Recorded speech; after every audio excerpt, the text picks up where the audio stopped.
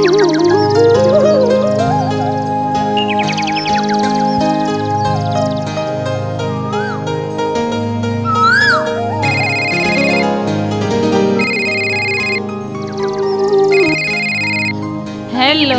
Hello. हाँ, गोड़ लगा तनी भाभी। खुश रही, ठीक बानी नु? हाँ हाँ ठीक बानी, आपन बतावलो। हमनियो के ठीक बानी जा। ई बताई कि रुआ कब आवतनी? बस भाभी थोड़ी देर में निकले वाला बानी जा। ठीक बा, रुआ आराम से आएम लो।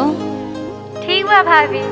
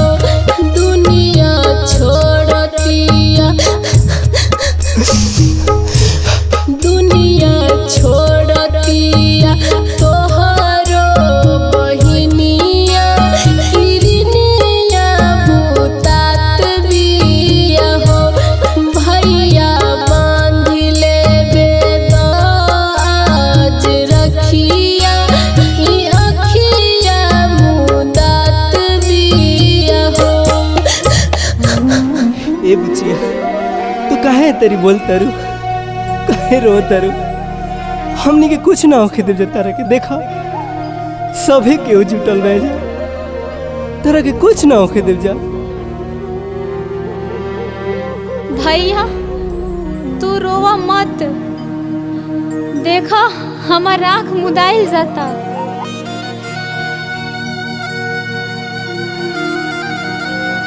हमरा कुछ दिखाई नहीं के देत भैया। ए देखा, तू काहे तेरी बोल तरु, सभी के देखा, तारे के देखा था।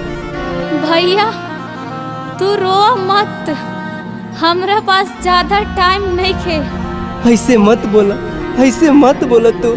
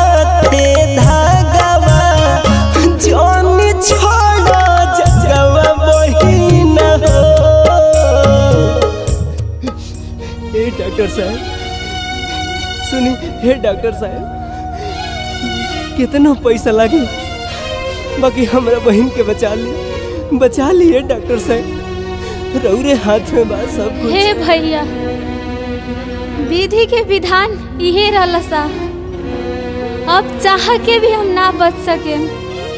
माई बाबूजी के ख्याल तू ही रखी है। हमार लास्ट इच्छा यही बा, अपना कलाई में राखी बंधवाला। ऐसे काहे कहते रे पगली, हम तो के कुछ ना होके, कुछ ना। विधि के विधाता कैसन लिखल समैया, रखिए के दिन जुदा होतानी भैया। आँखी के